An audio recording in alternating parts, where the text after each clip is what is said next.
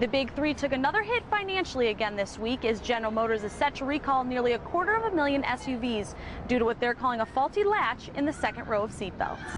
As the holiday weekend approaches, police will not only be paying extra attention to construction zones, they'll also be out enforcing the click it or ticket seatbelt laws. Roughly 40 programs on this list are proposed to be cut or disinvested in. And although these plans are in the beginning phases, big changes are happening around campus, like here at the College of Agriculture and Natural Resources. The Viper team with the U.S. Coast Guard are boarding boats looking for anything from proper safety equipment to possible terrorist activity.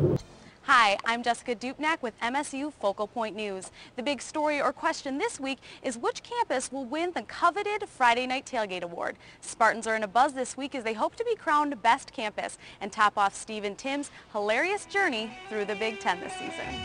Many of us don't think twice before picking up our cell phones in the car, but this is the first official summer in Troy. Police will be on the lookout for anyone violating the distracted driving laws. Police recommend replacing the existing screws with longer 3-inch ones. That way, if someone tries to kick in your door, they'll hold up better. In Bloomfield Township, I'm Jessica Dupnack, Local 4.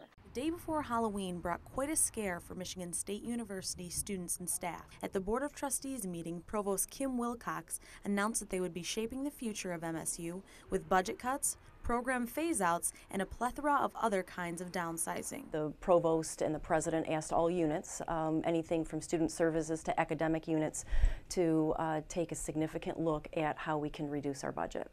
Roughly 40 programs on this list are proposed to be cut or disinvested in. And although these plans are in the beginning phases, big changes are happening around campus, like here at the College of Agriculture and Natural Resources. We have to look at the college, everything that we're doing, from the perspective of perhaps not having the kinds of resources, and we won't have the kinds of resources that we've had before. Among the programs that are considered recommended discontinuations are Vet Technology, General Business Administration Pre-Law, Retailing, and Geological Sciences. So what you won't find on the list that we submitted are high enrollment programs. Also on the list are majors that are being proposed to move to specializations. Although no mathematical formula was provided for which programs and budgets would be cut, bullet points were highlighted at the meeting which were said to guide with these decisions. And when we talk about cuts, the major approach that's being taken in the college really is reorganization and streamlining and consolidation. Deans across campus assure that the needs of the students will remain their top priority through this process. It's going to take us several years to phase these programs out so that we can allow the opportunity for our students to finish their degrees. There is no concrete timeline in place for when these cuts will take effect, but the university is keeping the public informed with their Shaping the Future website.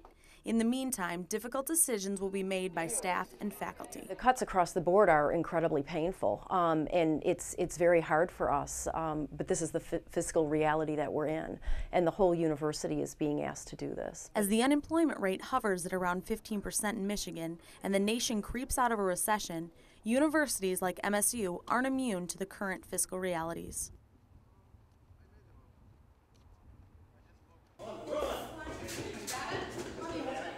It's a rare sight to see a horse on its back, but this is going to be a regular occurrence at the Veterinary Medical Hospital. It is state-of-the-art. It just came out recently, so we have the same kind of technology that you would see at Sparrow Hospital or any very large human hospital we have right here at the Veterinary Teaching School. A horse named Hemlock Sugar has come down with a common illness in horses called Cushing's disease. This affects the pituitary gland and causes a teddy bear-like coat. What we're doing here, which is so revolutionary, is we're trying to catch disease before it causes a problem. We're actually trying to be proactive and be able to use these non-invasive tests to see when an animal might be getting sick. The MRI will allow Dr. Anthony Pease to view computer images of the inside of her brain to see how the prescribed treatment is affecting her. It's actually got multiple different layers to it, and different things are going on, and that's something we've never been able to see before outside of actually sectioning the pituitary gland itself.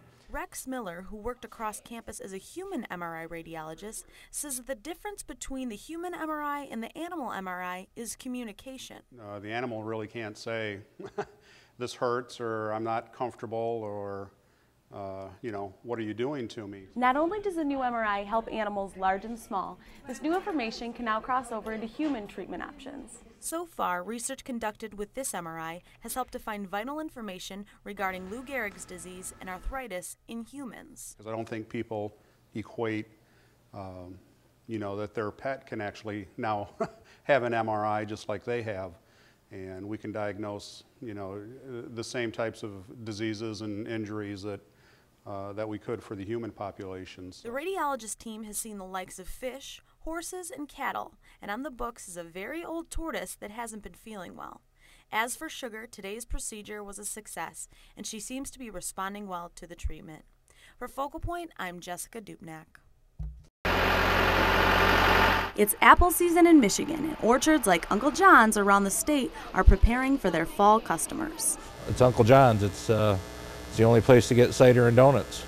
The average apple grown in the wild can have a shelf life that doesn't quite satisfy some customers. But what if there was a way to extend the life of that fruit, all the while making it sweeter and bigger? You know, if they can improve returns while reducing input costs, then that's a good thing. Now, with the biggest grant ever given from the USDA, Michigan State scientists in the plant biology department are testing fruits to determine which DNA codes for the highest quality product. Our core mission is to help plant breeders develop improved varieties of apples, peaches, strawberries, tart cherries, and sweet cherries faster and better.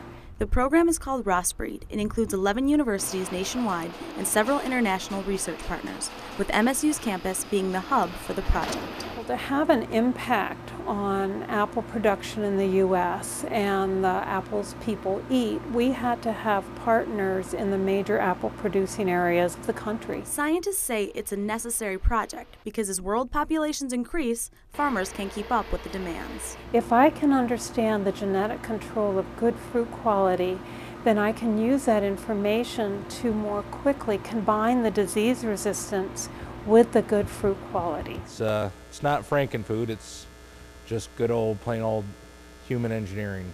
So. The fruits chosen for the study are of the most consumed in the world. Eventually, this research could help farmers like Uncle John produce the highest quality apple trees. This project isn't genetic engineering. The team aims to isolate and mark DNA of the desirable characteristics that already exist within the fruit. Still, the long-term effects on the environment and humans are undetermined, but it could be a big game changer for the produce industry. For Focal Point, I'm Jessica Dupnack.